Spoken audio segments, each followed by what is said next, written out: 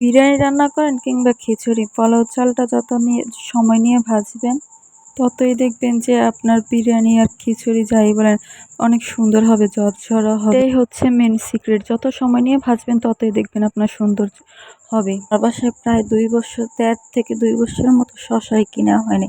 কেন কিনা হয় নাই, যদি ভিডিওটা লাস্ট পর্যন্ত দেখেন তাহলে বুঝতে পারবেন। অনেকে তো তেলের মধ্যে দিয়ে একটু পরেই পানি দিয়ে দেয়, বুঝে না, জানে না, তাদের জন্য এই টিপসটা আর কি। এখানে কিন্তু দুপুরের খাবারে যে লটপটি রান্না করা হয়েছে, কি রান্না করবে ওরে বাবা! যেই গরম পড়তেছে আর কারেন্ট তো থাকতেছেই না। ১ ঘন্টা দিলে ২ ঘন্টাই কারেন্ট থাকে না, যে অবস্থা, মানে দেশের পরিস্থিতি আর কি। কারেন্ট থাকে না, কিচ্ছু না, এর মধ্যে যে গরম, রাত্রেবেলা হলেও কারেন্ট থাকে না। আসসালামু আলাইকুম, ওয়েলকাম করছি রাইসা মারিয়াম পেজে নতুন আরেকটা ভিডিওতে। এটা ছিল আগের দিন বিকালবেলার নাস্তা আর কি। এই যে মানে সমোসা আর সিঙ্গারা ভাজা হচ্ছিল মেবি। ওই দিন একটু মানে মেঘলা মেঘলা ভাব ছিল, তার জন্য একটু ফ্রোজন করা এগুলো ছিল, তো ভাবতেছি একটু ভাজা পোড়া খাই। এটার জন্যই তেলে দিয়ে দিলাম আর কি। বাইরে কিন্তু একটু মেঘলা মেঘলা, মেঘলা বলতে কি একটু বাতাস হচ্ছে আর কি। বৃষ্টি এখনো হয়নি, অন্ধকার হয়ে আছে।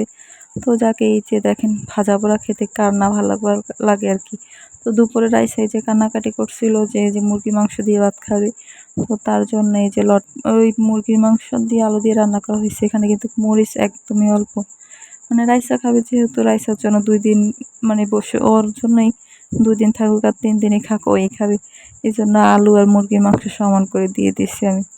তো ওর জন্য যেহেতু রান্না করছি, মরিচ একদমই কম দিচ্ছি। আর এটা ছিল পরের দিন সকালবেলা, রাত্রেবেলা যেহেতু যে মুরগির মাংস রান্না করছি পরের দিন সকালবেলা এটা ছিল।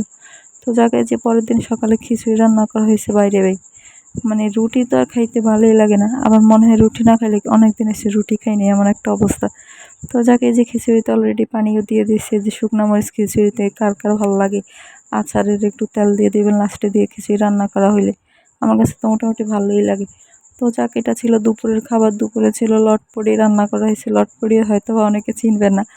আলু, মুরগি, সরি, মুরগির পা, মুরগির ঘিলা, কলিজা, আবার এই যে গেড়ি, পাখনা, এগুলাকে আমরা মানে রান্না করে আলু দিয়ে, তো ওইটাকে লটপটি বলি আর কি।